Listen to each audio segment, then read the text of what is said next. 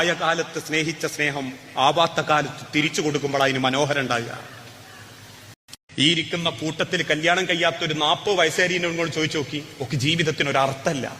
നിങ്ങൾക്കൊരർത്ഥം ഉണ്ടായത് എപ്പോഴാണെന്നറിയോ? ഒരാൾ നിങ്ങളെ കൈ വന്ന് പിടിച്ചപ്പോഴാ. നാട്ടുകാർ നിങ്ങളെ മാംസത്തിന് വില പറയാത്ത എന്താണെന്നറിയോ? എന്റെ ആണ് ജീവിച്ചിരിപ്പുള്ളതുകൊണ്ടാ. നീ തോറ്റു എന്ന് തോന്നുന്നത് എപ്പോഴാണെന്നറിയോ? എന്റെ കെട്ടിയോ മരിക്കുമ്പോഴാ. അതിന്റെ ഇടയ്ക്ക് എന്ത് സംഭവിച്ചാലും, ഭർത്താവ് മരിച്ചുപോയ ഒരു ഭാര്യമാരോട് നിങ്ങൾ ചോദിച്ചു നോക്കി, ജീവിച്ചിരിക്കുമ്പോ അയാളെ വില എത്രയാന്ന് എനിക്ക് മനസ്സിലായില്ല, പക്ഷെ അയാൾ ഇല്ലാണ്ട് അറിഞ്ഞപ്പോ എനിക്ക് സഹിക്കാൻ പറ്റുന്നില്ല. ഇങ്ങനെ തന്നെയാ തിരിച്ചു ഭർത്താക്കന്മാരും.